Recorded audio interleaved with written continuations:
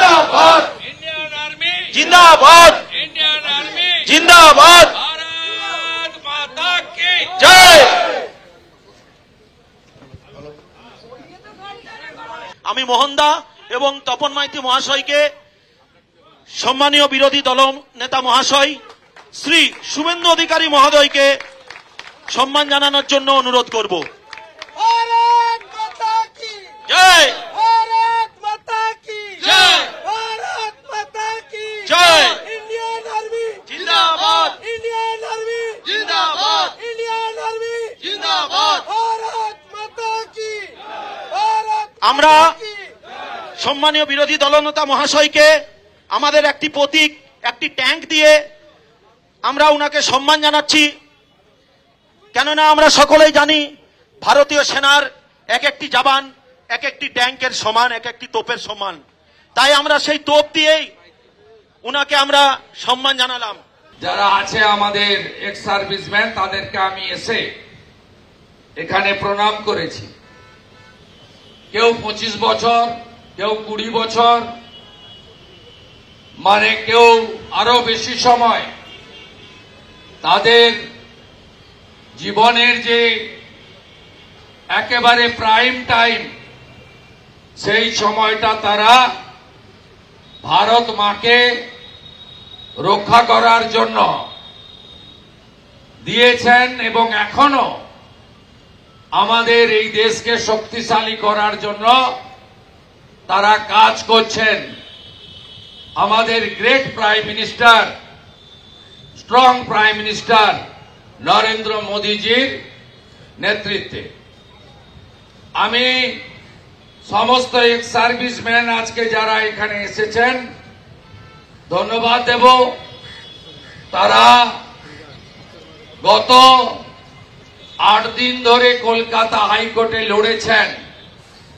তাদেরকে যে অপমান, পশ্চিমবাংলার ছাপ্পা মেরে ভোটে জিতে মুখ্যমন্ত্রী হয়েছেন, যিনি এই রাজ্যকে সর্বনাশের চূড়ান্ত পর্যায়ে পৌঁছে দিয়েছেন, তিনি যে ভাষায় আক্রমণ এবং অপমান করেছেন তার প্রতিবাদ করার জন্য তারা এখানে সীমিত সংখ্যক এক্স সার্ভিসম্যান নিয়ে বসতে চান।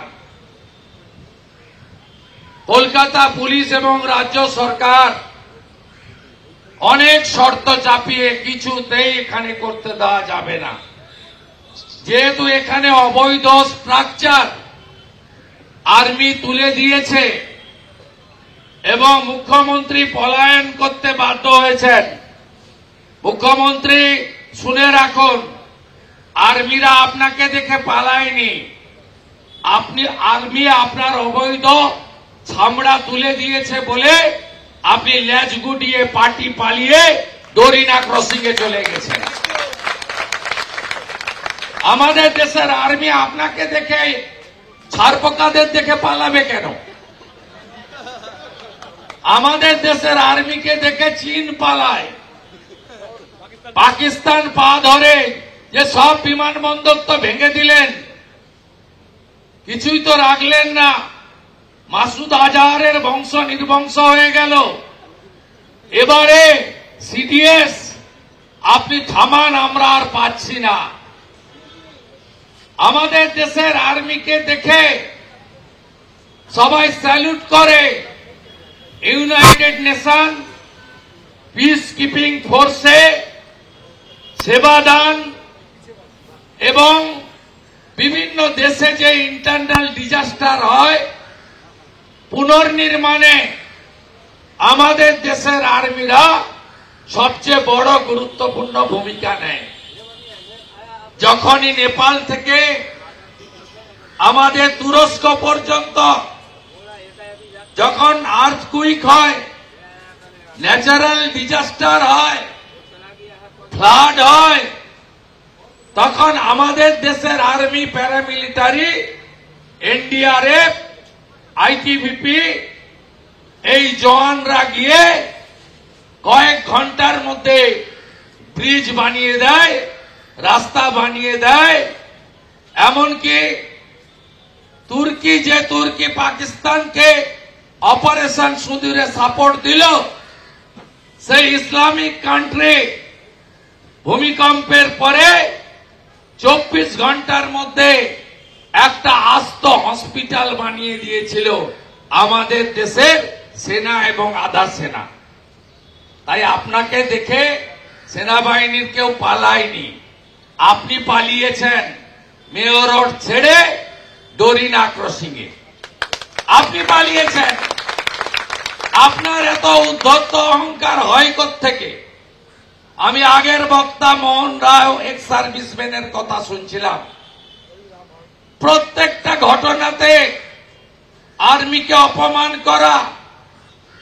এর আগে অবন্তিপুরার পরে যখন আমাদের এয়ারফোর্স অন্দর ঘুষকে মারা, ভিতরে ঢুকে মারল, তখন এই মুখ্যমন্ত্রী নবান্নর গেটে দাঁড়িয়ে বলেছিল প্রমাণ কোথায়? এই মুখ্যমন্ত্রী একদিন সারা রাত্রি নবান্নতে কাটিয়েছেন। আর্মির একটা এক্সারসাইজ রয়েছে, বড় বড় ব্রিজগুলো, সেখান থেকে কত গাড়ি যাতায়াত করে ইন্টারন্যাশনালি কাউন্ট করার একটা এক্সারসাইজ হয় কয়েক বছর অন্তর অন্তর। এক বছর গাড়ি কাউন্ট করছিল আমাদের সেকেন্ড ব্রিজে, দ্বিতীয় হুগলি সেতুতে।